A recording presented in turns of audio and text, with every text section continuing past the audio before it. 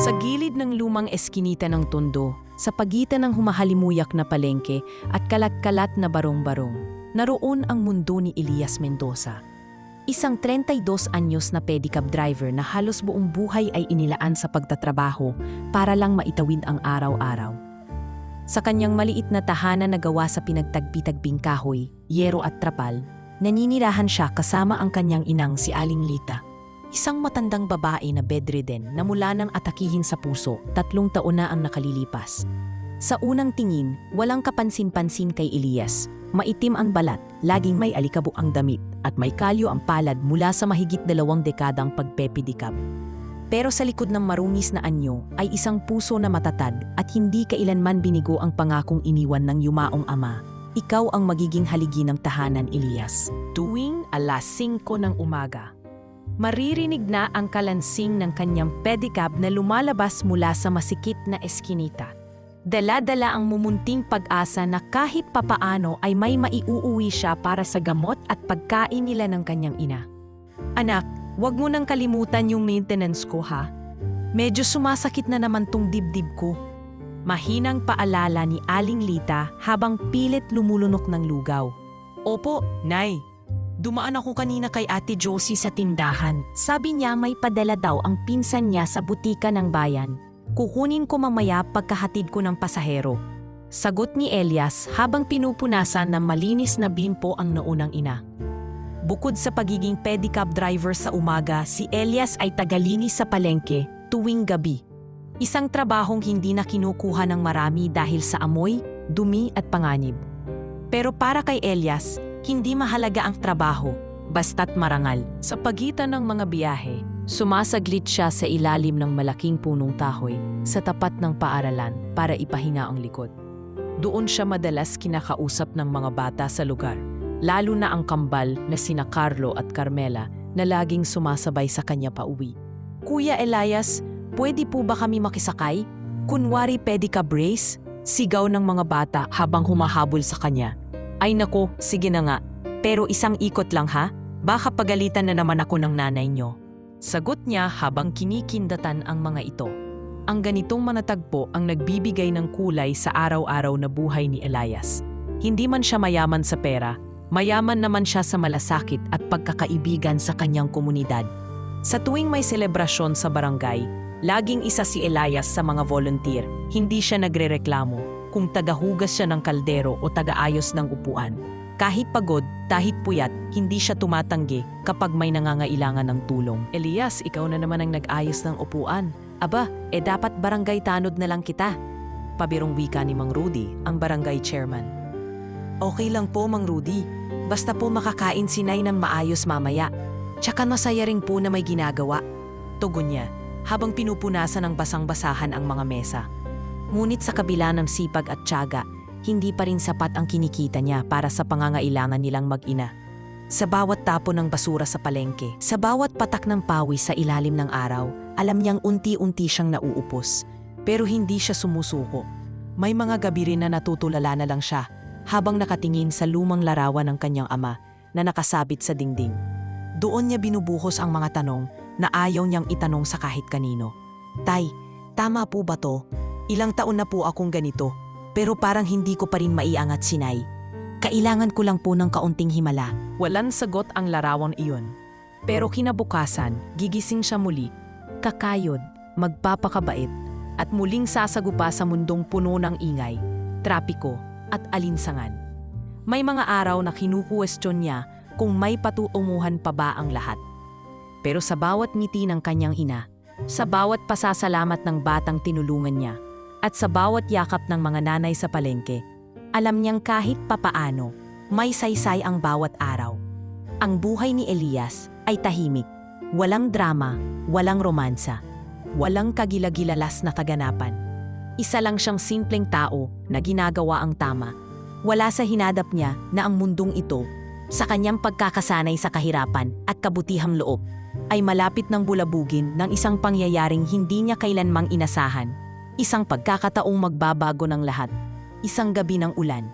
Isang babaeng dayuhan sa gilid ng kalsada. Isang kapalarang hindi kayang takasan kahit ng pinakamatatag na pedicab driver ng Tondo. Nagsimula ang gabi sa karaniwang pagkakagulo ng palengke matapos ang ulan.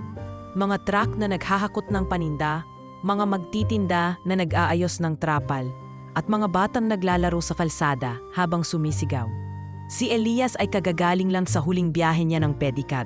Nagbaba ng isang estudyanteng may dalang supot ng pansit canton at itlog. Pagod at basang-basa ang kanyang likuran, ngunit alam niyang kailangan pa niyang dumaan sa butika ng bayan bago umuwi. Naglalakad na siya sa kahabaan ng madilim na daan sa tapat ng riles. Tangan ang flashlight na luma at may patay-sinding ilaw. Tahimik ang paligid, maliban sa tunog ng gumugulong na lata at ilang tahol ng aso. Ngunit may kakaibang bagay ang bumungad sa kanya. Sa may gilid ng kanal, halos kasabay ng pailaw ng kanyang flashlight, nakita niya ang isang anyo ng babae, nakalugmo, duguan ang gilid ng noo at bahagyang namimilipit ang katawan sa lamig. Sa unang tingin ay akala niya ay bangkay, ngunit nang lumapit siya napansin niyang gumagalaw ang dibdib nito. Humihinga pa. Aba, Diyos ko po, bulong ni Elias habang dali-daling lumapit. Miss, gising ka ba? Walang tugon. Nang hawakan niya ang kamay ng babae, malamig ito, ngunit hindi pa rin naninigas. Nakasuot ito ng basang blouse na mamahalin ang tela at pantalong degara na hindi karaniwang suot ng karaniwang Pinay. Mestisang-mestisa tila banyaga at sa pulso nito'y may nakasuot na manipis na gintong bracelet. May ukit na letra, IADA. Hindi na nag-isip si Elias. Agad niyang iniayos ang katawan ng babae at dahan-dahang inakay ito patungo sa kanyang pedicab. Mabigat ang babae, ngunit ginamit niya ang lakas ng kanyang katawan para maihakbang ito sa upuan. Basang-basa na rin siya, ngunit hindi niya inalintana ang ambon na unti-unting lumalakas. Pasensya ka na, miss. Wala akong magawa kundi dalhin ka sa health center. Sana lang tanggapin ka nila. Usal ni Elias habang minamaneho ang pedicab patimog, papunta sa barangay health center. Ngunit pagdating niya roon, tila hindi naging maayos ang pagtanggap.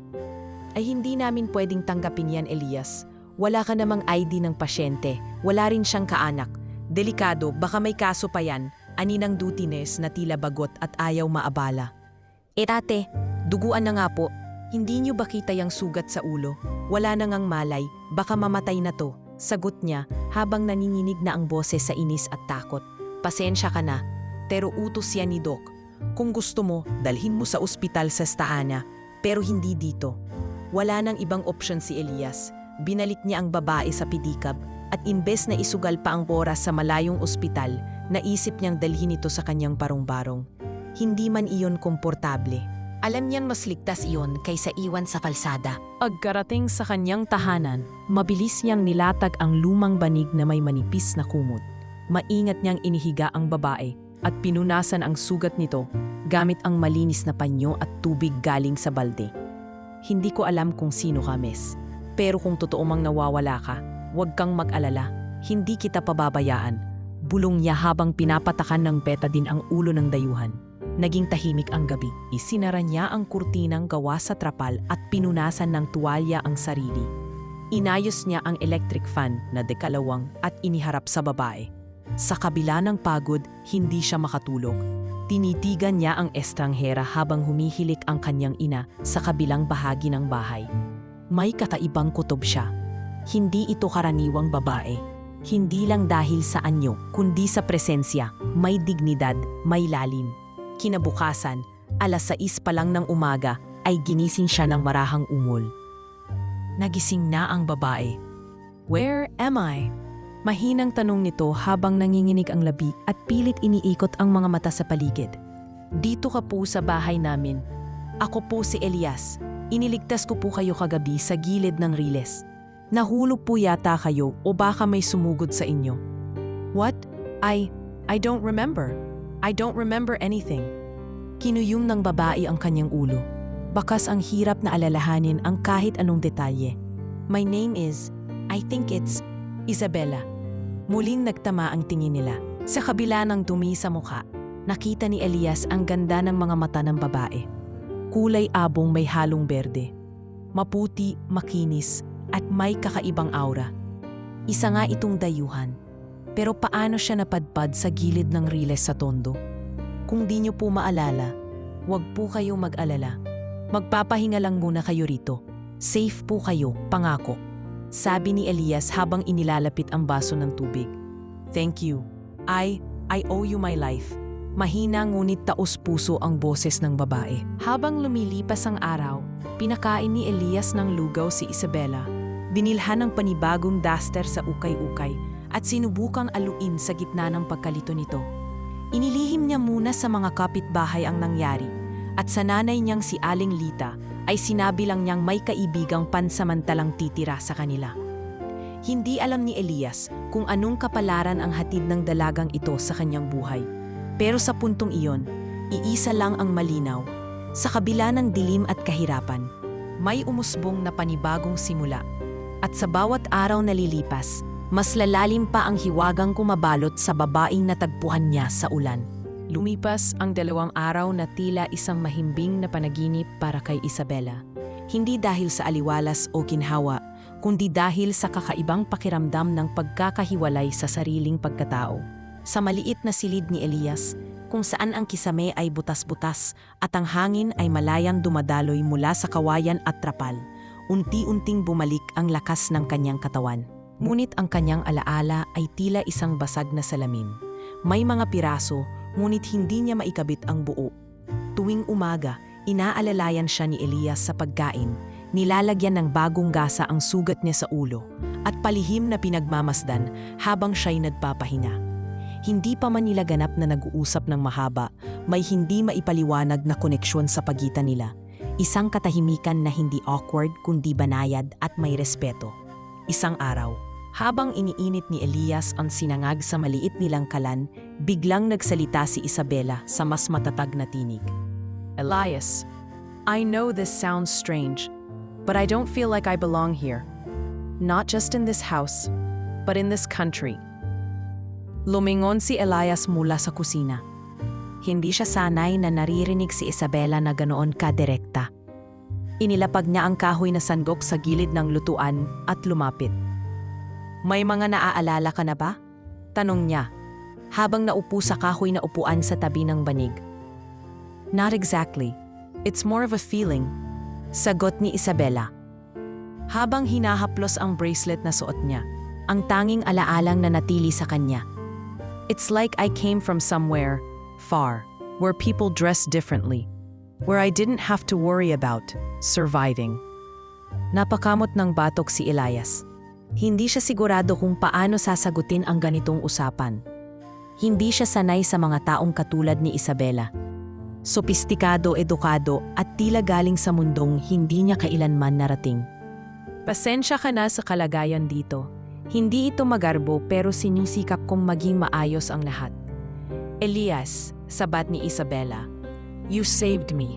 I don't care if I'm sleeping on the floor or eating rice and eggs every day. You're the only reason I'm alive. Napatingin si Elias sa mga mata ng dalaga. Wala siyang mahanap na yabang o pagkabahala roon. Puro pasasalamat at kababaang loob. Muli siyang napangiti. Ngunit agad din siyang umiwas ng tingin. Wala yon, kahit sino siguro. Kung nasa kalagayan ko, gagawin din yon, sagot niya. Sabay tumo upang muling haluin ang sinangag. Pero ang totoo, hindi na niya alam kung ang ginawa ba niyang pagpapasilong sa estranghera ay isang tungkulin ng isang mabuting mamamayan o isang desisyon ng puso. Habang lumilipas ang mga araw, mas lalong naging pamilyar si Isabela sa takbo ng buhay sa Tondo. Sumama siya, minsang mamalengke kasama si Elias. Suot ang duster na binili nito sa ukay. At may takip sa ulo, gamit ang lumang sombrero. Nagtaka ang ilang tinderang kilala si Elias kung sino ang kasama niya. Elias, aba, bagong nobya? Biro ni Aling Digna ang titinda ng manok. Ay naku, hindi po. Kaibigan lang po, na aksidente, tinutulungan lang naming magpagaling. Mabilis na paliwanag ni Elias habang umiwas ng tingin kay Isabela. Ngunit hindi iyon naging hadlang para makuha ni Isabela ang tiwala ng komunidad. Naging magaan ang loob ng mga tao sa kanya, lalo na't marunong siyang umiti, marunong makinig, at hindi maarte sa pagkain ng tuyo at itlog. Isang hapon, habang nagpapahinga sila sa gilid ng kalsada at pinadmamasdan ang mga batang naglalaro ng tumbang preso, napatingin si Isabela sa langit. Elias, bulong niya, "Do you think it's possible to feel free even when you're lost?" Napaisip si Elias. Matagal bago siya sumagot. Tiniigan niya ang mga ulap, saka siya bumaling kay Isabela. Hindi ko alam kung anong klaseng kalayaan ang tinutukoy mo, pero sa akin, ang totoong kalayaan, yung kahit hindi mo alam ang susunod na mangyayari, meron kang panatag sa puso. Kasi alam mong may taong magbitiwala sa'yo, kahit wala kang maalala. Napayo ko si Isabela. Pinisil niya ang bracelet sa kanyang pulso. "You trust me?" tanong niya. Tumango si Elias. "Simula noong nakita kita sa kalsada, hindi na kita tiningnan bilang delikado. Tiningnan kita bilang tao. At ngayon, kaibigan na kita." Napangiti si Isabela at sa unang pagkakataon mula nang magising siya, naramdaman niya ang isang piraso ng kapayapaan sa kanyang dibdib. Lumipas ang isa pang linggo. Sa panahong iyon, natuto si Isabela ng ilang salitang Tagalog. Salamat, opo, masarap, at ingat. Si Elias naman ay sinanay ang sarili na huwag masyadong malapit sa dalaga. Kahit na ang puso niya ay unti-unting natutong humanga. Hindi lang sa ganda ni Isabela, kundi sa tapang nitong harapin ang bawat araw nang walang kinikilala kundi siya. Ngunit sa bawat gabi rin na lumilipas, may bumabagabag kay Isabela. May mga imahe sa kanyang isipan, isang malaking bulwagan, isang unog ng baril, isang lalaking may balbas na tila nagtangkang saktan siya. Hindi niya ito lubos maipaliwanag, ngunit sa bawat panaginip ay tila mas lumilinaw ang isang bahagi ng kanyang nakaraan. At habang si Elias ay abala sa pagpepedikab tuwing hapon, si Isabela naman ay nagsusulat sa isang notebook ng mga salitang sumisiksik sa kanyang isipan.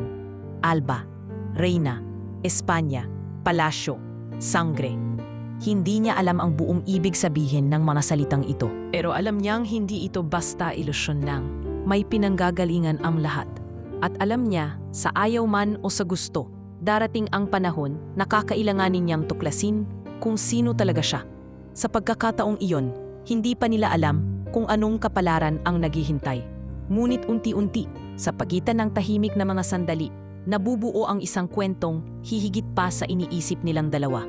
Hindi man nasabi ng direkta, naging malinaw sa kilos ni Elias at sa tingin ni Isabela na lumalalim na ang koneksyon sa pagitan nila. Isang uri ng ugnayang hindi kailangang lagyan ng label, pero ramdam sa mga simpleng kilos. Sa paraan ng pag-abot ni Elias ng kape tuwing umaga, sa tahimik na pag-upo ni Isabela habang inaayos ang gulong ng pedicab, sa mga ngiting hindi inaasahan pero sapat na para maging magaan ang isang buong araw.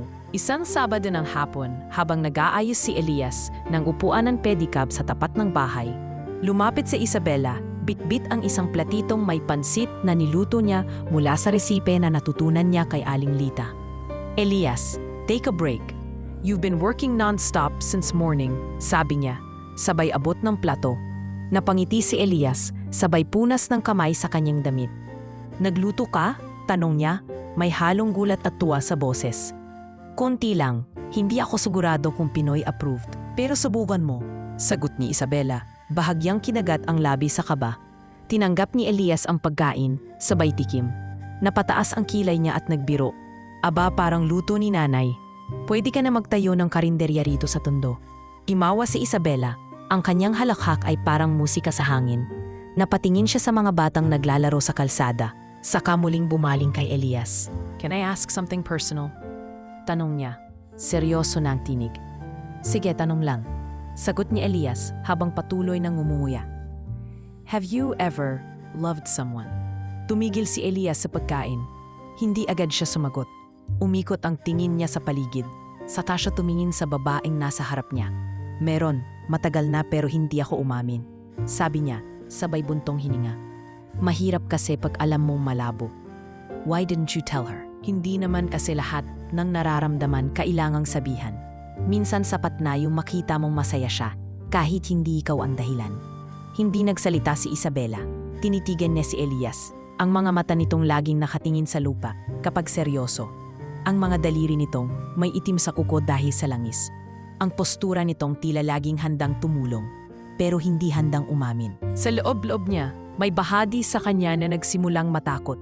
Hindi sa presensya ni Elias, kundi sa ideyang baka mawala ito sakaling bumalik ang alaala niyang hinahanap. Habang lumilipas ang mga araw, sinimulan na rin ni Isabela na makisama sa mga aktibidad ng komunidad. Sumama siya sa feeding program ng barangay. Tinuruan ang mga bata ng simpleng English tuwing hapon at minsang naglinis ng paligid kasama ang ibang mga nanay sa kanilang kalye. Elias, yung kaibigan mong si Isa, ang bait. Hindi mo ba talaga girlfriend yun? Tanong ni Mang Cardo, ang matandang pedicab driver na matagal nang kasama ni Elias sa terminal. Hindi po, Mang. Tinutulungan lang natin siyang makarecover. Sagot niya habang pinupunasan ang manibela ng pedicab. Basta wag mo nang patadalin. Baka maagaw pa ng iba. Biro ni Mang Cardo, sabay kindat. Hindi man sabihin, totoo ang sinabing iyon. May ilang lalaking dayuhan na ang nagtangtang makipag-usap kay Isabela sa palengke at kahit pinapakita niyang hindi siya interesado, hindi maiwasang magselo si Elias sa tuwing makikita niya iyon. Isang gabi, habang pareho silang nakaupo sa labas ng bahay, pinagmamasdan ang mga bituin. Biglang nagsalita si Isabela. Do you think we're meant to meet certain people in our lives for a reason? Sobra, naniniwala ako doon. Sagot ni Elias, minsan may dumarating na tao sa buhay mo, kahit wala sa plano, pero yung pagbabagong dala nila, hindi mo kayang ipaliwanag. Napangiti si Isabela. Hindi niya alam kung ito ba ang nararamdaman niya, pagbabago. Isang tiyak, pero hindi madaling ipaliwanag. Bawat araw na kasama niya si Elias, mas lumalalim ang paghanga niya sa kabutihang taglay nito. Walang agenda, walang hinihingi. Puro malasakit, pero hindi rin niya maiwasang mangamba. Dahil habang mas napapalapit siya kay Elias, mas nararamdaman niyang ang pananatili niya rito ay pansamantala lamang. Alam niyang sa oras na bumalik ang buong alaala, sa oras na malaman niya kung sino talaga siya, makakailangan na niyang lisanin ang mundong ito at iwan si Elias. Sa kabilang banda, si Elias ay patuloy lang sa pagiging matatag. Pinipigilan niya ang sarili. Kahit minsan gustong-gusto na niyang sabihin, Isa, kung hindi ka man bumalik sa nakaraan mo, dito ka na lang, kahit dito lang sa tabi ko. Ngunit sa halip na bigkasin, inilalagay na lang niya iyon sa kanyang mga kilos. Sa pagkumpuni ng payong ni Isabela kapag masira. Sa pagbitbit ng pamiling dapat ay siya na sana ang namimili. Sa pagbili ng prutas kahit mahal, basta makitang ngumiti lang ang dayuhang prinsesa sa kanyang barong-barong. Isang umaga, habang naglalabas si Isabela, napansin niyang nakatayo si Elias sa gilid ng pakod.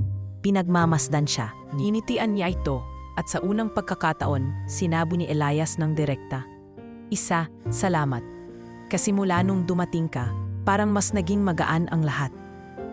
Napatigil si Isabela. Sa unang pagkakataon, naglaho ang alinlangan sa kanyang puso.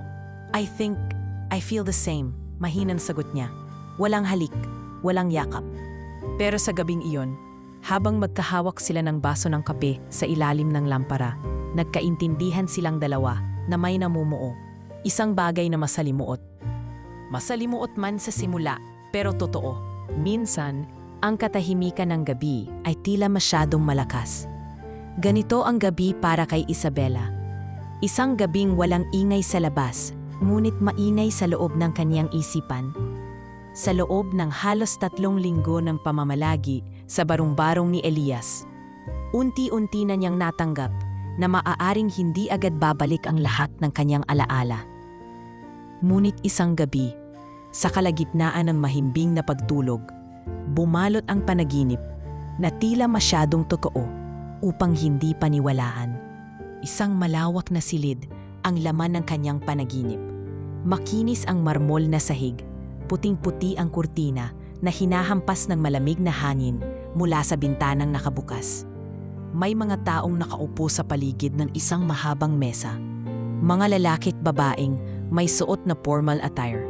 At sa dulo ng silid, may lalaking nakaitim, may balbas at malamig ang tingin. Naroon din siya, suot ang isang makintab na gown at may korona sa ulo. Bigla ang isang tunog, putok ng baril, sigawan, nagbilim ang paligid. Isang kamay ang humila sa kanya at dinala siya sa isang lihim na lagusan. Bago siya tuluyang nagising, nakita niya ang salitang Palacio de Sangre na nakaukit sa isang pintuan. Pagdilat ng kanyang mata, pawis na pawis siya. Namimilipit ang kanyang tiyan sa kaba. Nanginginig ang kanyang mga daliri. Kinabukasan, hindi siya agad bumangon. Napansin ito ni Elias habang nag-aayos ng agahan. "Isa, okay ka lang ba? Hindi ka na bumaba kagabi para kumain?" tanong niya habang inaabot ang tasa ng kape. Tahimik si Isabela. Tinanggap ang tasa, saka tumingin sa kawalan. "I dreamt something." Or maybe, remembered. Mahinang sabi niya. Napatingin si Elias. Tumigil ito sa pagsali ng mainit na tubig sa termos at umupo sa tabi ng babae. "Tell me." Hinawakan ni Isabela ang bracelet sa kanyang pulso, ang palagi niyang ginagawang paraan upang kumalma. "I saw a palace, a long table, people in formal clothes, and then a man with a beard. He looked at me. There was a gunshot. People screamed. Then someone pulled me away. There was a door with the words Palacio de Sangre carved on it." Napakunot noo si Elias. Hindi niya maintindihan ang ibig sabihin, pero malinaw sa kanya na hindi yon basta panaginip lang. Isa iyong piraso ng isang naputol na alaala. "Palacio de Sangre? Parang Espanyol yun, no?" tanong ni Elias. "Oo, at mas lalo akong natatakot ngayon, Elias. What if someone was trying to kill me? What if I'm not just a lost girl?" Hinawatan ni Elias ang kanyang kamay. Mahigpit, ngunit hindi marahas. "Isa anuman yung nakaraan mo, ligtas ka rito. Hindi ko man alam kung sino ka talaga, pero alam ko kung sino ka ngayon. At hindi ko hahayaang may masamang mangyari sa'yo." Napayuko si Isabela, at sa unang pagkakataon ay lumuha siya sa harap ni Elias. Hindi siya umiyak ng malakas. Isa yung tahimik na pagluha, tila pagsuko sa bigat ng hindi maipaliwanag na takot. Sa mga sumunod na araw, sinimulan ni Elias at Isabela ang simpleng pagsasaliksik. Pumunta sila sa barangay library upang magbasa ng anumang artikulo na may kinalaman sa salitang Palacio de Sangre. Sa tulong ng isang retiradong guro na si Aling Purita, napag-alaman nilang ang Palacio de Sangre ay isang lumang royal estate sa Seville, Spain. Bahagi ng ari-arian ng pamilyang De Alba, isa sa mga pinakamatandang royal bloodlines sa bansa. Ayon sa artikulo, ang tagapagmana ng yaman at titulo ng angkan ay si Princess Isabela Alejandra de Alba, isang dalagang nawawala matapos ang isang insidente ng pamamaril sa gitna ng kanilang engagement ball 3 buwan na ang nakalilipas. Hindi kaagad nagsalita si Elias. Habang binabasa niya ang artikulo, unti-unting pumapasok sa isipan niya ang lahat.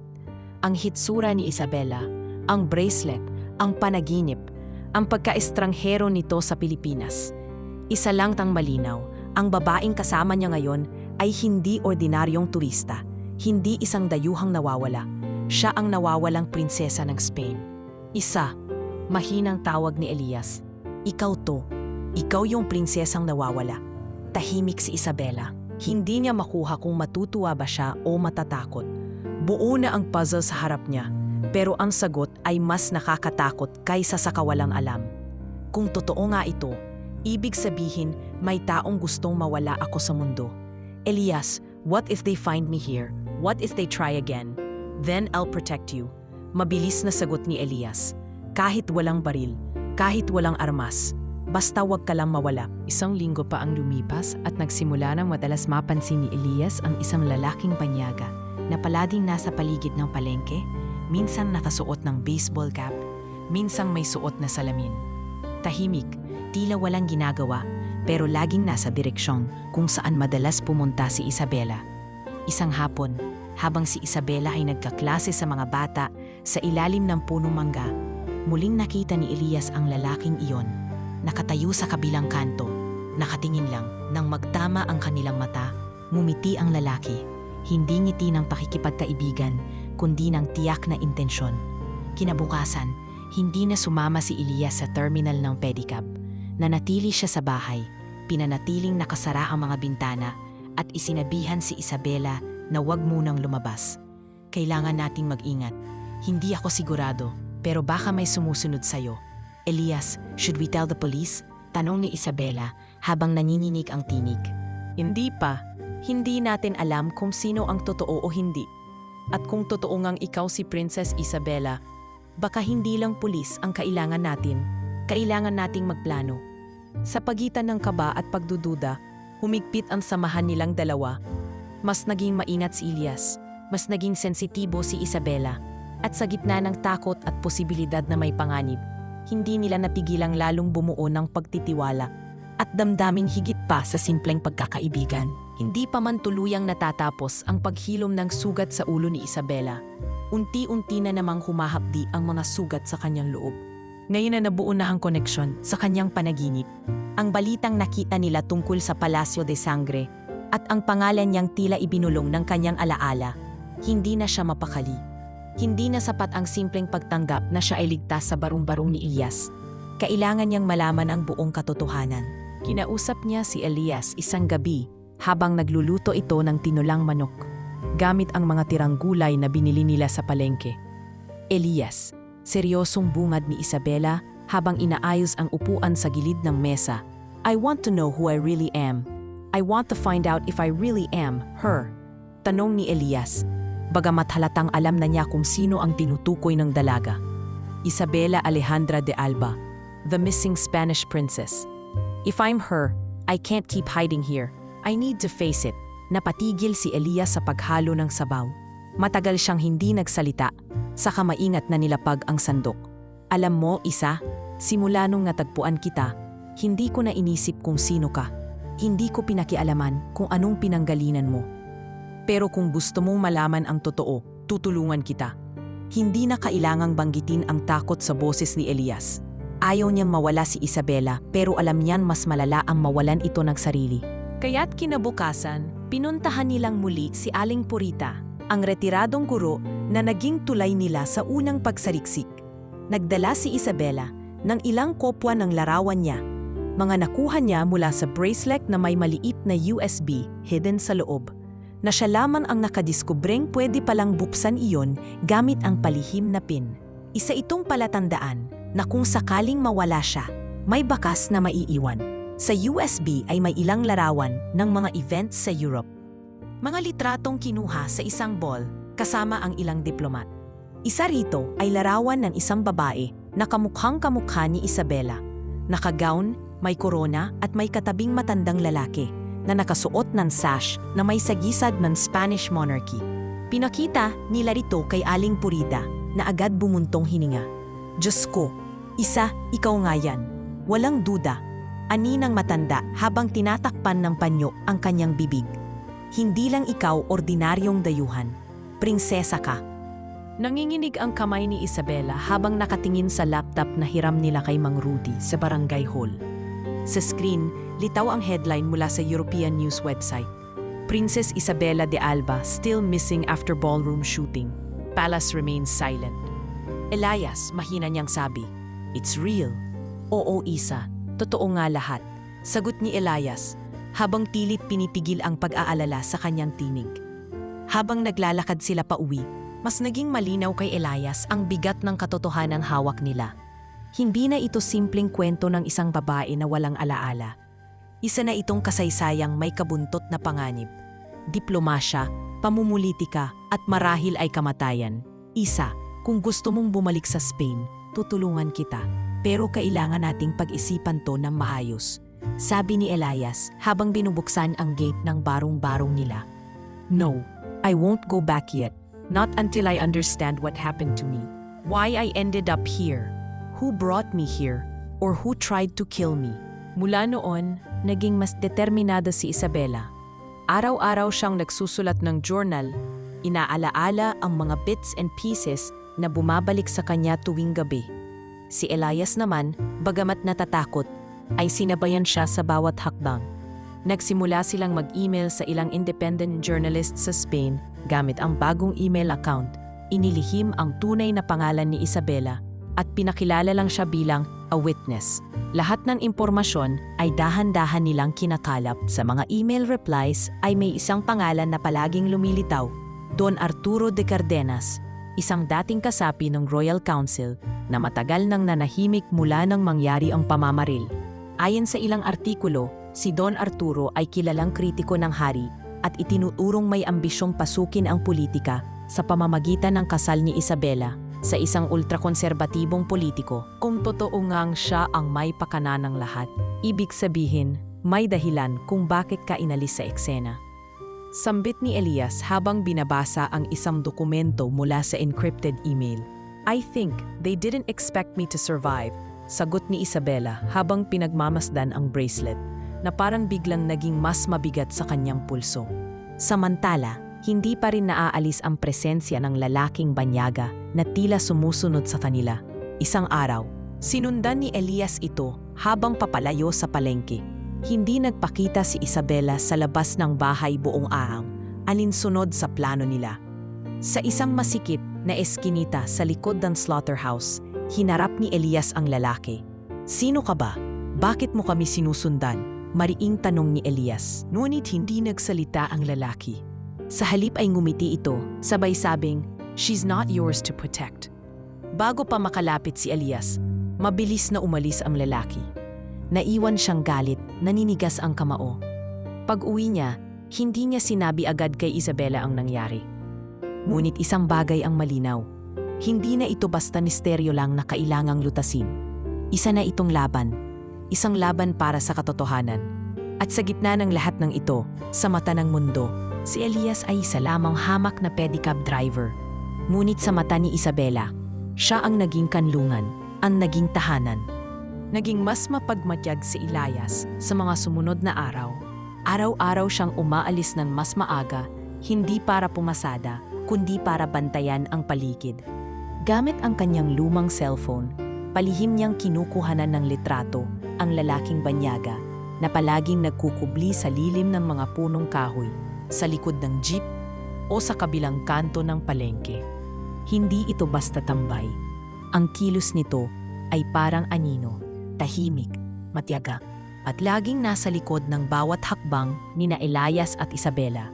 Isang umaga, habang si Isabela ay abala sa pagbibigay ng aralin sa mga bata sa gilid ng barangay hall, tinawag siya ni Elias. Sandali lang, may kailangan akong ipakita sa iyo." Mahina ngunit mariing bulong nito.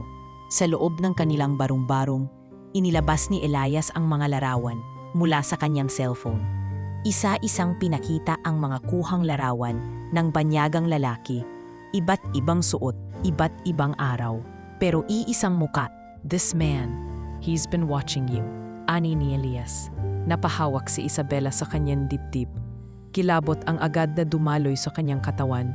Sa unang pagkakataon, naramdaman niya ang matinding takot.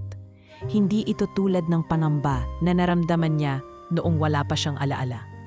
Ito ay takot na may batayan, takot na may muka. "He's the same man I saw at the ball," bulong niya. "I'm sure of it now." Mabilis na nagdesisyon si Elias. Hindi na ito panahon ng pag-aalinlangan. Kailangan nilang lumayo, kahit pansamantala lang. Kailangan nilang magtago habang sinusubukan pang makipag-ugnayan sa tamang tao sa Spain na maaaring tumulong. Kinagabihan, habang tulog na ang ina ni Elias at tahimik na ang buong barangay, tahimik din nilang isinilid ang mga kakailanganing gamit sa isang lumang backpack. Ilang damit, pera, kopya ng ID, at ang USB na may larawan at mahahalagang file ni Isabela. "May kakilala akong pedicab driver sa Bataan, dating kasamahan ni tatay sa terminal. Doon tayo magtago pansamantala," ani Elias habang isinusuot ang kanyang lumang jacket. "Will your mother be okay?" tanong ni Isabela, halatang alalang iwan ang matanda. "Iniwanan ko na siya ng pera at gamot sa kapitbahay naming si Aling Josie. Huwag kang mag-alala, Isa. Babalikan natin siya. Pero ngayon, kailangan nating unahin ang kaligtasan mo." Bumiyahe sila bago mag-alauna ng madaling araw. Sumakay sa isang lumang van na minamaneho ni Mang Rudy, ang matandang barangay tanod na pinagkakatiwalaan ni Elias. Tahimik ang biyahe. Walang ingay kundi ang ugong ng makina at paminsan-minsang hilik ni Mang Rudy. Habang papalayo sila sa Maynila, hindi mapigilang pagmasdan ni Isabela ang tanawin sa labas. Daan-daang ilaw ng lungsod ang unti-unting naiiwan sa likod. Kasabay ng mga alaala ng mga gabing ligtas silang magkasama ni Elias sa Tondo. Pagdating sa Bataan, sinalubong sila ni Mang Lando. Isang payat ngunit matikas na lalaking may edad na agad niyakap si Elias. Aba, anak ng pating, Elias! Ilang taon na rin yun ah. Salamat Mang Lando. Pasensya na't biglaan. Kailangan lang po naming makisilong, pansamantala. Walang problema rito. Basta kaibigan ka ng tatay mo, kaibigan ka rin dito. Pasok na kayo. Itinira sila ni Mang Lando sa kanyang lumang kamalig na inayos na tila transient house. May maayos na kama, sariling banyo, at kahit lumang bentilador ay sapat para mapawi ang init. Habang si Isabela ay nagpapahinga, kinausap ni Elias si Mang Lando sa labas. May sumusunod sa amin. Hindi pa kami makasiguro kung sino, pero baka konektado sa nakaraan ni isa. Anong nakaraan? Tanong ni Mang Lando, napakunot ang noo. Iba siya Mang. Hindi lang siya simpleng dayuhan. Posibleng isa siyang prinsesa sa Spain. May nagtatangkang saktan siya. Napahinga ng malalim si Mang Lando. Anak, kung delikado ang sitwasyon, huwag kang magdalawang isip. May mga kaibigan ako rito na hindi basta-basta. Kaya nating protektahan ang sinuman basta tama ang laban. Muli siyang tiningnan ni Elias, ramdam ang panibagong pag-asa. Hindi sila nag-iisa. Sa mga sumunod na araw, habang naninirahan sila sa Bataan, muling nakita ni Isabela ang katahimikang tila nawala sa kanya. Namalagi siya sa dalampasigan tuwing hapon. Hawak ang notebook na sinusulatan ng mga bagay na naaalala niya. Nagpatuloy rin ang komunikasyon nila sa mga kontak sa Spain na yon ay mas maingat at mas planado na. Ngunit sa kabila ng katahimikan, si Elias ay laging gising sa gabi. Nakaabang, laging handang tumakbo o lumaban sakaling may dumating na hindi inaasahan. Pinag-aralan niya ang bawat kalsadang palibot ng kanilang tinutuluyan, pinuntahan ang mga posibleng lagusan, at nakipagkilala sa ilang tricycle drivers na maaaring makatulong kung kinakailangan. Isang gabi, habang tinagmamasdan niya si Isabela na natutulog sa banig, hindi niya mapigilang magtanong sa sarili, hanggang kailan sila pwedeng magtago? At kung sakali mang dumating ang panahon na kailangan na nitong bumalik sa totoo niyang mundo, kakayanin ba niyang pakawalan ito? Habang siya'y nagmumuni-muni, biglang nagring ang lumang cellphone niya. Isang text message mula sa isang unknown number. We know where she is. Enjoy your last night. Nabagsak ang cellphone sa sahig. Mabilis siyang tumayo at sa isang iglap, alam niyang hindi na sapat ang pagtatago. Kailangan na nilang magdesisyong harapin ang panganib dahil kahit saan sila magtago, hahabulin sila ng katotohanan. Ngayon, hindi na lang si Isabela ang dapat matakot. Pati si Elias, ang hamak na pedicab driver mula Tondo, ay parte na ng masalimuot na larong hindi niya pinasok, pero pinili niyang panindigan. Sa unang bukso ng hangin mula sa dalampasigan ng Bataan, tila may dalang kakaibang katahimikan. Ngunit sa likod ng katahimikang iyon, may unos na papalapit, hindi mula sa kalikasan, kundi mula sa nakaraan ni Isabela, na matagal nang gustong lumitaw. Sa bawat hampas ng alon sa baybayin, may piraso ng alaala ang lumilitaw sa kanyang isipan. Hindi na gaya noon na putol-putol o walang saysay. Ngayon, ito'y mas malinaw, mas matalim, at mas masakit. Isang gabi, habang magkaagapay silang dalawa ni Elias sa isang lumang upuan sa harap ng kamalig, sinubukang ikubli ni Isabela ang nararamdamang bigat. Tinitigan niya ang langit. Pilit hinahanap ang kabituinang nagbibigay sa kanya ng saglit na kapayapaan. Ngunit kahit ang bituin ay tila nagtatago sa likod ng madilim na ulap. Elias, mahinang tawag niya. Can I ask you something? Hypothetical? Laging bukas ang tenga o isa, kahit hypothetical pa yan, sagot ni Elias. Sabay tingin sa kanya. What if I told you that I remember everything now? That I finally know who I am? What happened? Why I was there? Would you still see me the same? Hindi agad sanagot si Elias. Tumigil siya sa paggalam, na natiling nakatitig sa kanyang hawak na mug ng kape na matagal nang lumamig. Pagkaraan ng ilang sandali, tumango siya. Hindi ko kailanmang nakita kung sino ka noon.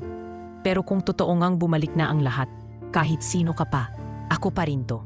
Yung Elias na nagdala sa'yo sa health center, Yung Elias na pinulungan kang lumakad ulit. Wala namang tumingin si Elias. Nagugulat sa bigat ng pahayag. I refused. Pagpapatuloy ni Isabela. I told my uncle, Don Arturo, that I wouldn't go through with it. That I would denounce my title if I had to. That same night, someone tried to kill me. I was shot at while running down the corridor of Palacio de Sangre. A man helped me escape through a secret tunnel beneath the estate. And the next thing I knew, I was in the Philippines, unconscious. Napapikit si Elias sa kanyang damdamin. May halo ng pag-aalala, takot, at hindi maipaliwanag na panamba. Kung totoo lahat yan, ibig sabihin, may taong nagplano sa pagkawala mo. At malamang, hindi lang basta isa. Yes, sabay tingin ni Isabela sa kanya. And if they know I'm alive, they'll come after me again. Which means, you're also in danger now. Tumayo si Elias. Naglakad pa palapit sa gilid ng kamalig at tumingin sa malayo. Sa gabi, tanaw mula roon ang ilaw ng ilang bahay sa kabilang burol. Ngunit sa kanyang paningin, tila lahat ay malabo tulad ng hinaharap na hindi niya alam kung paano haharapin. Hindi mo kailangang lumaban mag-isa-isa. Kung may babalikan kang trono o may kalabang kailangang harapin, gagawin natin to ng sabay. Isabela sa kauna-unahang pagkakataon ay tumayo at lumapit sa kanya. Hinawakan niya ang kamay ni Elias at pinisil ito. I don't know what I'd do without you. I didn't come here by choice, but being here, meeting you, it gave me strength. You reminded me what it means to be human again. Napatitig si Elias sa kanya, at sa sandaling iyon, walang salita ang kailangang sabihin.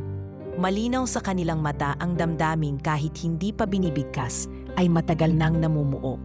Kinabukasan, nagsimula na silang gumawa ng mas konkretong hakbang. Nagpadala si Isabela ng mensahe sa Embahada ng Spain gamit ang secure line na ibinigay sa kanila ng isa sa mga contact nila online. Isang babaeng mamamahayag sa Madrid na dati ay sumubok ring magsiwalat ng katiwalian sa loob ng Royal Circle. Isinulat niya ang buong kwento sa isang dokumento, sinamahan ng mga larawan at kinopya sa ilang USB. Isa ang iniwan nila kay Mang Lando, just in case. Isa naman ang isinuot ni Isabela sa ilalim ng kanyang damit. Isang gabi, habang hinihintay ang tugon mula sa embahada, umulan ng malakas. Naputol ang kuryente sa lugar at tanging ang lampara ang nagsilbing ilaw sa loob ng kamalig. Sa tapat ng pintuan, nakaupo si Isabela habang pinagmamasdan ang ulan. Si Elias naman ay nag-aayos ng baradong alulod upang hindi mapasok ang tubig sa loob. Biglang may kumalabog sa labas. Isang putok ng baril ang sumunod. Isa, sigaw ni Elias, sabay hawak sa braso niya at hilang papasok sa loob. Mabilis silang nagtago sa ilalim ng mesa, habang si Mang Lando ay agad dumata sa sahig. Tangan ang kanyang lumang baril. "Huwag kayong gagalaw. Mukhang may pumasok sa dulo ng looban," bulong nito. Habang tumutulo ang ulan at unti-unting nababasa ang loob ng kanilang silungan, naramdaman ni Isabela ang matinding kabog ng dibdib. Ngunit sa halip na humina, mas naging matatag ang kanyang paninindigan. Sa harap ng panganib, hindi na siya ang babaeng nawala at walang alaala. Siya na si Isabela Alejandra de Alba, prinsesang hinubaran ng korona, ngunit hindi ng dangal. At sa piling ni Elias, hindi siya kailanman magpapahuli muli. Makalipas ang insidente ng putok ng baril sa kamalig, tila biglang umikli ang bawat sandali para kina Elias at Isabela. Walang nasaktan, salamat sa mabilis na kilos ni Mang Lando at sa kapal ng ulan na nagsilbing takip sa kanilang presensya. Ngunit malinaw na mensahe ang putok na iyon. Hindi naligtas ang kanilang kinaroroonan. Higit pa sa mga panambandala ng hindi kilalang kaaway ay ang paalala ng katotohanang hindi na sila pwedeng manatiling nakatago. Kinabukasan, habang mainit na kape ang kanilang tinutungga sa gilid ng kamalig at pinagmamasdan ang unti-unting pagsikat ng araw mula sa karagatan, tahimik si Isabela.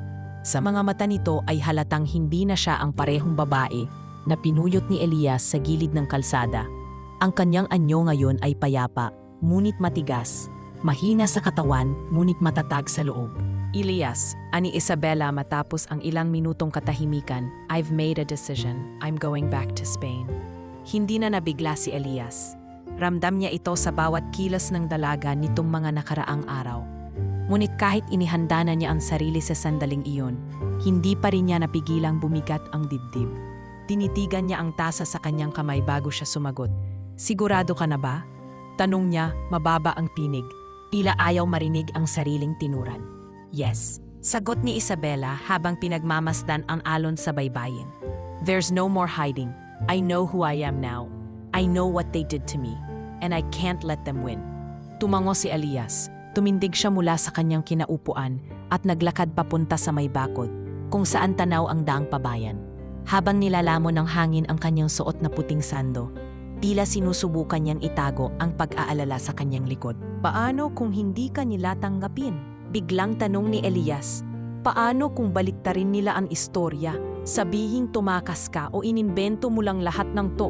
I'm prepared for that. Tugon ni Isabela habang lumalapit sa kanya. That's why I wrote everything. All the details, the memories, the names. I sent copies to trusted journalists, human rights groups, and even members of the royal court who were against the engagement. If they silence me, the truth will still come out. Muli siyang tumingin kay Elias, at sa tingin na iyon ay may luhang namumuo. Hindi siya umiiyak, pero alam ni Elias na ang puso nito ay puno ng hinanakit at pangungulila. Hindi lang sa kanyang pamilya at bayan, kundi sa katahimikang nahanap niya sa Pilipinas. Sa simpleng buhay na kahit sandali ay naging kanya. Elias, mainang sambit ni Isabela. I want you to come with me. Nanlaki ang mga mata ni Elias. Hindi niya inaasahan yun. Hindi niya akalaing may espasyo pa siya sa mundong iniikutan ni Isabela. Hindi siya sanay sa paglalakbay, sa eroplano, o sa buhay na labas sa tondo. Ngunit sa puso niya, isang bahagi ang agad tumugon.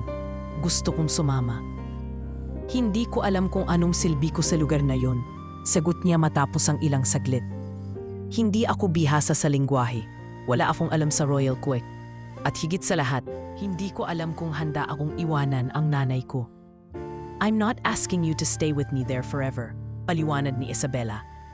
Just be with me when I arrive. Be there when I face them. I need someone I can trust. Tumingin si Elias kay Isabela at sa kanyang puso ay tila may hinagbis at pag-asa na sabay bumangga. Gusto niyang tumanggi para hindi masaktan. Gusto rin niyang pumayag para huwag magsisi. Ngunit sa huli, ang kanyang pagiging totoo ang nanaig. Ibigyan ko ng masinsinang pag-iisip, Isa, sagot niya. Pero kung yan ang kailangan mo para humarap sa mundo mo, kahit sa huling sandali, sasamahan kita. Kinabukasan, sa tulong ni Mang Lando at ng isang lokal na opisyal na may koneksyon sa embahada ng Spain, isang lihim na meeting ang naayos. Isang maliit na convoy mula sa Spanish Embassy ang dumating sa isang coastal checkpoint sa Subic, kung saan lihim na sinalubong si Isabela. Bago siya sumakay sa itim na SUV, lumapit siya kay Elias. Mahigpit ang pagkakayakap nila, parang ayaw bitawan ang isa't isa. Thank you, Elias, for saving me. For being my anchor when I had nothing. Sabi ni Isabela habang mahigpit ang hawak sa kanyang kamay. Hindi ka agad sumagot si Elias. Tinitigan muna niya ang mukha ng dalaga. Ang babaeng hindi niya inakalang magiging bahagi ng kanyang simpleng buhay. Babalik ka, diba? Tanong niya, halos pabulong. Tumango si Isabela. Babalikan kita, Elias. Pangako ko yan. At sa sandali iyon, sa tunog ng paparating na helikoptero at sa pagkislap ng mga pulang ilaw ng convoy, tuluyang lumayo si Isabela mula sa buhay na pansamantalang naging kanya.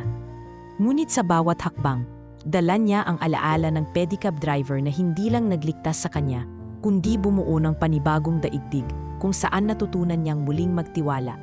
Si Elias, naiwan sa tabi ng daan, nakamasid hanggang sa tuluyang maglaho ang anino ng sasakyang sinakyan ng prinsesa.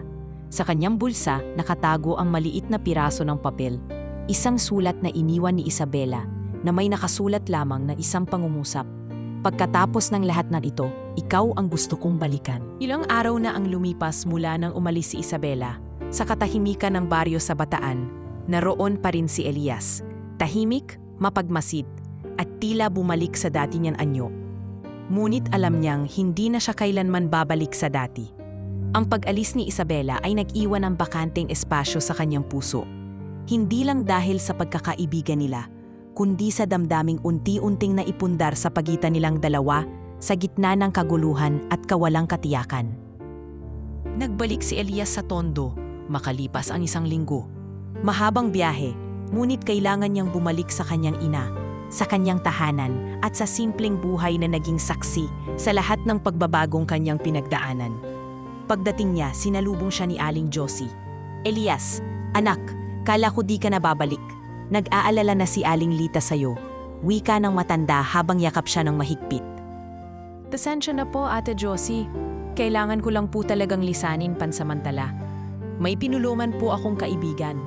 Maikling sagot ni Elias habang inaayos ang daladalang backpack. Ang mahalaga, ligtas ka. Pero anak, may naghahanap sa'yo. Mga naka-Amerikana, akala ko nga arestuhin ka na, eh. Bulalas ng matanda habang tinuturo ang direksyon ng barangay hall. Agad na kinabahan si Elias. Ngunit pagdating niya sa barangay hall, sinalubing siya ng isang pamilyar na mukha, ang babaeng mamamahayag na kontak nila ni Isabela sa Spain, si Lucia Moreno. Kasama nito ang isang lalaking abogado na may dalang makapal na envelope at isang translator mula sa embahada. Senyor Elias Mendoza? Tanong ng lalaki habang inaabot ang kamay. Opo, sagot ni Elias, bahagyang nag-aalangan. We came here on behalf of Her Royal Highness, Princess Isabela de Alba. Wika ng translator. She asked us to deliver something very important. Muling inabot ng abogado ang envelope. Nang binuksan ito ni Elias, bumungad sa kanya ang isang liham na may sagisag ng royal family ng Spain. Sa sulat, nakasaad ang pasasalamat ni Isabela sa kanya. Hindi lamang sa kanyang kabayanihan, kundi sa kabutihang loob na ipinakita nito sa kabila ng lahat. Hindi lang isang simpleng liham ang laman ng sobre, kundi pati legal na dokumento na nagpapatunay na si Elias ay tatanggap ng financial grant mula sa pamahalaan ng Spain bilang pagkilala sa kanyang hindi matatawarang papel sa kaligtasan ng isang miyembro ng royal family. Kasama ng liham ay isang tseke na may halagang halos 15 milyong piso. Isang halaga na kailanmay hindi naiisip ni Elias na maaari niyang hawakan. Nanlaki ang mata ni Elias habang binabasa ang mga dokumento. Hindi ko po alam kung tatanggapin ko to, mahina niyang sabi. Ngunit ngumiti si Lucia Moreno at sumagot, You didn't ask for it, Elias, but this is not just money. This is her trust, her way of saying, You matter. Hindi pa rin makapaniwala si Elias, parang panaginip ang lahat. Ngunit sa ilalim ng kanyang pagkagulat, ay may nararamdaman siyang responsibilidad.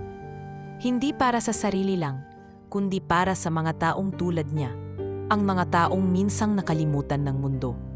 Pagkalipas ng ilang linggo, ginamit ni Elias ang bahagi ng pera upang mapaayos ang kanilang bahay. Hindi na ito barong-barong, kundi isang maayos at mas ligtas na tahanan para sa kanyang ina. Hindi niya rin nakalimutan ang komunidad na minsang naging saksi sa kanyang mga sakripisyo. Nagpatayo siya ng maliit na community center na may libreng aralin para sa mga bata, reading area at silid panggamot para sa mga may karamdaman. Minsang lumapit si Aling Josie sa kanya habang pinagmamasdan ang mga batang masayang nagbabasa ng libro sa bagong gawang silid-aralan. Elias, anak, sa totoo lang, ngayon ko lang naramdaman na may pag-asa pa talaga sa Tondo. Wika ng matanda habang tinatapik ang kanyang balikat. Hindi lang po para sa akin to, para po to sa lahat ng tulad ko na piniling maniwala kahit mahirap, sagot ni Elias. Minsan sa gabi, habang nakaupo siya sa harap ng kanilang bahay, tanaw ang ilaw ng community center, hinihigop ang mainit na kape, ay naaalala niya ang huling tanong ni Isabela. Would you still see me the same if I told you who I really am? Sa bawat gabi ng kanyang katahimikan, pareho pa rin ang sagot niya sa tanong na iyon. Oo, dahil sa kabila ng lahat, ikaw pa rin ang babaeng pinulot ko sa kalsada. Ang babaeng walang pangalan pero may pusong hindi ako binitawan. Isang buwan pa ang lumipas at sa gitna ng kanyang pag-aasikaso sa center, isang batang lalaki ang lumapit sa kanya. May dalang sobre na may tatak ng embahada ng Spain. Agad niya itong binuksan. Sa loob, isang imbitasyon. You are cordially invited to Madrid for the formal recognition ceremony of Her Royal Highness, Princess Isabela de Alba. She hopes you would accompany her on this most important day. Sa dulo ng liham ay isang simpleng sulat kamay. Nangako akong babalikan kita. Panahon na para tuparin ko yon.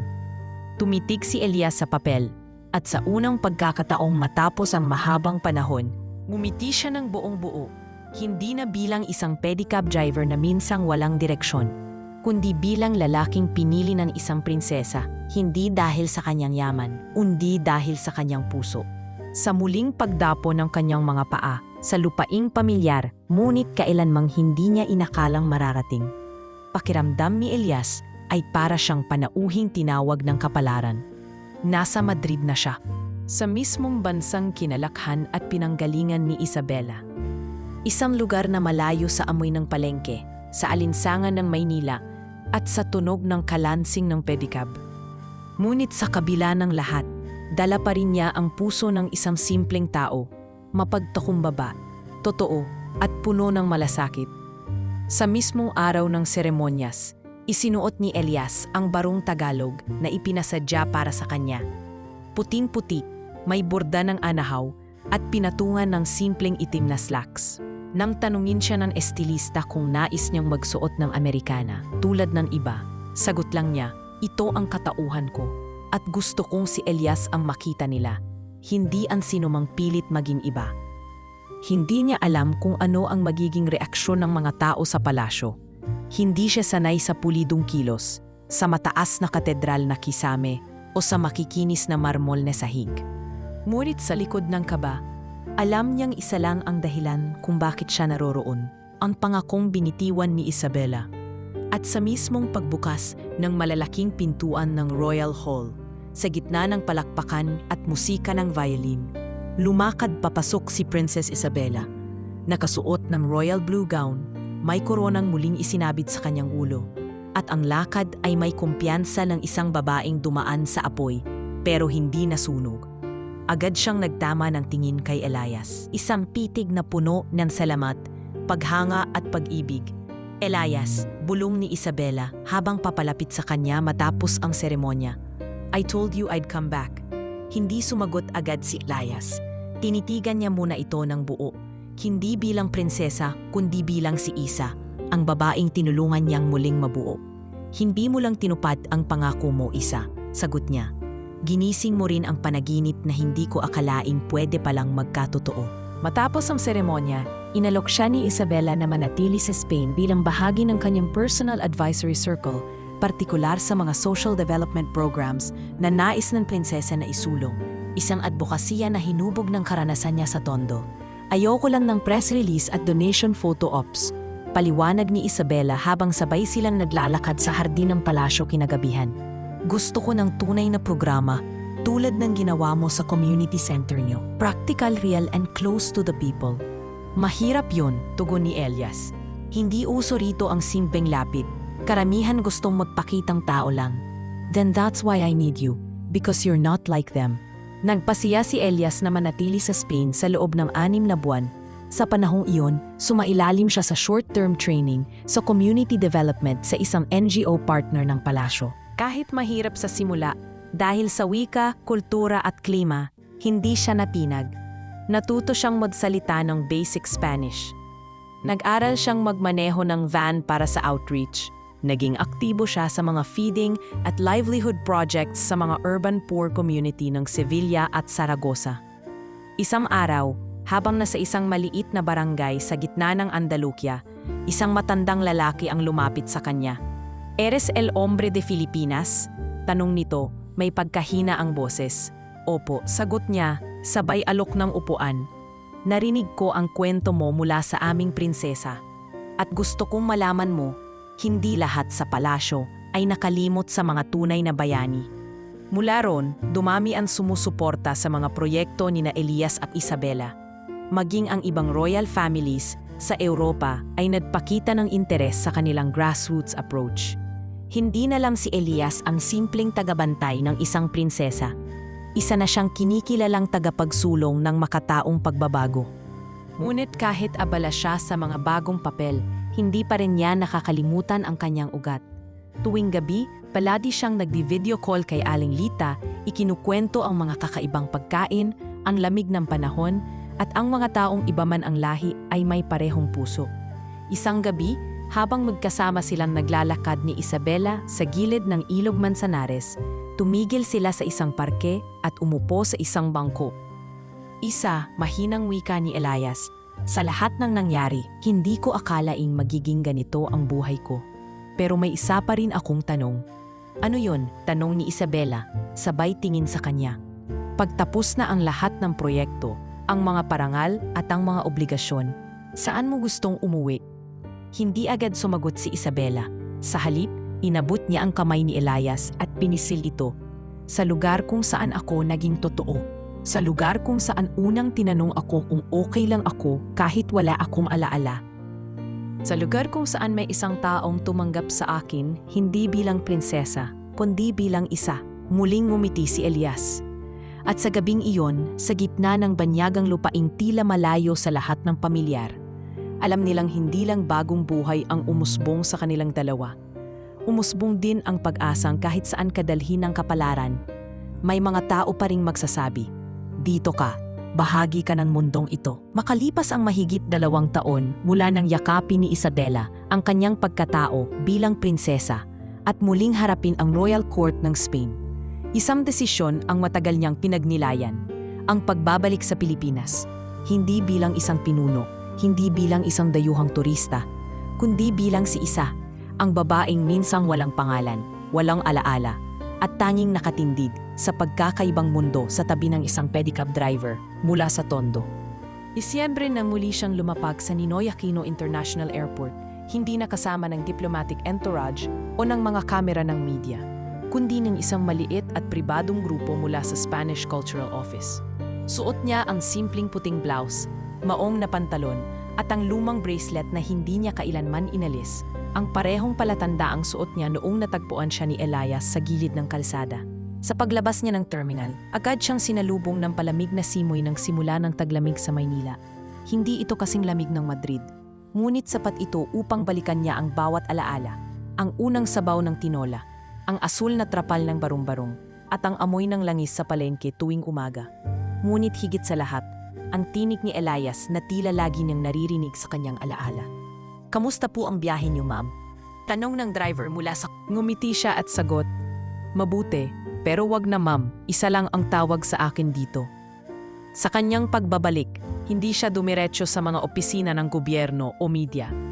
Sa halip, agad siyang nagtungo sa community center na itinayo ni Elias sa Tondo. Isang proyektong unti-unting lumago sa loob ng 2 taon. May bagong silid-aralan, mas malawak na library, at may maliit na stage para sa community events. Ngunit ang pinaka-nakakaantig sa lahat ay ang malaking mural sa pader. Isang painting ng isang pedicab, may babaeng may korona na nakasakay rito, habang tinutulak ito ng isang lalaking nakangiti. Napahawak sa dibdib si Isabela, hindi niya inaasahan ang heksenang iyon. Sa mismong sandaling iyon, naramdaman niya ang kabog ng puso, hindi dahil sa nostalgia, kundi dahil sa muling pagkikita. Isa, pamilyar ang boses, walang nabago. Paglingon niya, naroon si Elias. Nakasuot ng simpleng polo, may kalawangin pa ring kalyo sa kamay, ngunit may daddag na sigla at kumpiyansa sa kanyang tindig. Tumigil sa paghina si Isabela saglit. Hindi siya sigurado kung ang pag-ibig ay dapat maramdaman agad. Pero sa mata ni Elias, nakita niyan walang nagbago. Nandoon pa rin ang init, ang pagkalinga, ang tinig ng tahanan. Elias, mahinang sambit niya, tila takot na baka hindi siya totoo. Lumapit si Elias. Hindi alintana ang mga batang nanunood mula sa bintana ng silid-aralan. Akala ko, hindi mo natutuparin ang pangako mo, sabi niya, may bahagyang ngiti sa labi. Tinutupad ko ang bawat salitang binitiwan ko sa iyo, sagot ni Isabela. Pero ang dahilan ng pagbabalik ko, hindi lang dahil sa pangako, dahil sa puso ko. Ikaw ang tahanan ko, Elias. Hindi na nila kailangan ng matagal na yakap. Hindi na nila kailangan ng palakpakan o sulyap ng mga tao. Sa simpleng titig na iyon, nagkaintindihan sila. Ang kwento nila ay muling magpapatuloy. Sa mga sumunod na araw, nanatili si Isabela sa Pilipinas, hindi bilang royal guest, kundi bilang katuwang sa pamumuno ng community projects. Nagbukas sila ng scholarship fund para sa mga batang maralita, nagtayo ng vocational training para sa mga kabataan, at pinapalawak pa ang libreng medical services sa lugar. Sa isang meeting kasama ang mga lokal na opisyal, habang pinag-uusapan ang pag-apply ng community center bilang model program para sa buong NCR, napansin ng isa sa mga miyembro ng konseho ang lapit ni Isabela at Elias. Miss Isa, to clarify lang po, kayo po ba ang official partner ni Mr. Elias sa proyektong ito? Tanong ng opisyal. Napatingin si Isabela kay Elias at hindi niya napigilan ang mapangiting sagot. Hindi lang partner sa proyekto, partner sa buhay. Nagkatinginan ang buong mesa at sumambulat ang maliliit na tawa at ngiti. Ngunit higit sa lahat, naramdaman ni Elias na sa wakas, hindi na siya isang tao lang na tagapagligtas ng prinsesa. Isa na siyang katuwang, pantay, mahalaga at tunay. Isang gabi, habang magkasamang nanonood ng mga batang naglalaro sa loob ng community center, napatingin si Elias kay Isabela. Hindi ko akalain na magiging ganito ang buhay ko. Dati, pangarap ko lang ang makakain ng 3 beses sa isang araw. Ngayon, may proyekto na ako, may direksyon, at higit sa lahat, may ikaw. Ngumipi si Isabela at hinawakan ang kamay niya. At ako, hindi ko inakalang matatagpuan ko ang sarili ko sa isang barong-barong. Pero sa lugar na yon, natagpuan ko rin ang puso ko. Nandun ka, sa huling sandali ng gabi, habang nakatingala sa mga bituin. Alam nilang sa dami ng pinagdaanan nilang unos, hindi na nila kailangan ng pangalawang pagkakataon sapagkat nahanap na nila ang isa't isa. Sa pagdaan ng mga buwan matapos ang muling pagbabalik ni Isabela sa Pilipinas, naging bahagi na siya hindi lang ng komunidad, kundi ng puso ng bawat tarong naroroon. Sa kabila ng kanyang katayuan bilang prinsesa, hindi niya kailanmang ginamit iyon upang maging espesyal. Lumalakad pa rin siyang nakapaa sa loob ng community center tuwing umaga, nakaupo sa bangkong kahoy habang tinuturuan ang mga bata ng wikang Espanyol at sabay na kumakain ng lugam kasama ang mga magulang sa feeding program. Sa mga mata ng maraming tao, isa na siyang Ate Isa, babaeng galing sa ibang mundo pero mas piniling mamuhay sa kanilang tabi. Ngunit sa kabila ng makulay at makabuluhang pagbabagong iyon, isa lang ang tunay na dahilan ng kanyang pananatili. Si Elias. Isang gabi habang magkasama silang nag-aayos ng mga lumang libro sa maliit na library ng center, napag-usapan nila ang tila hindi naiiwasang tanong, ang hinaharap. Isa, wika ni Elias habang pinupunasan ang alikabok sa ibabaw ng isang lumang aklat. May tanong ako pero matagal ko nang kinikimkim. Go ahead, sagot ni Isabela habang isinusuksok ang mga libro sa estante. Hindi ka ba kailanman nakaramdam ng panghihinayang? Sa lahat ng iniwan mo sa Spain, yung karangyaan, posisyon, kapangyarihan, para lang sa buhay na ganito, para sa isang tulad kong hindi man lang nakapagtapos. Tumigil si Isabela sa ginagawa. Tahimik siyang tumayo, lumapit kay Elias at humawak sa kanyang kamay. Elias, mahinang sabi niya, kung alam mo lang, sa lahat ng naiwan ko, ikaw lang ang hindi kong kayang butawan. At ang buhay na meron tayo ngayon, ito ang buhay na pinili ko. Hindi dahil sa kapalit ng pagiging prinsesa, kundi dahil sa iyo. Nagtagpo ang kanilang mga mata, at sa pagitan ng mga lumang libro at amoy ng papel, naramdaman nila ang isang damdaming matagal nang pinipigilan. Walang halik, walang yakap. Ngunit sa simpleng titig at pahayag na iyon, naroon ang buo at matibay na pagkilala, na ang pag-ibig nila ay lumampas na sa kwento ng pagkakaiba ng estado. Isa na itong kwentong itinaga ng panahon, ng pagsasakripisyo at ng pagpili, hindi dahil sa utang na loob, kundi dahil sa tunay na damdamin. Ilang linggo matapos ang kanilang pag-uusap, isang sorpresa ang bumalot sa buong komunidad.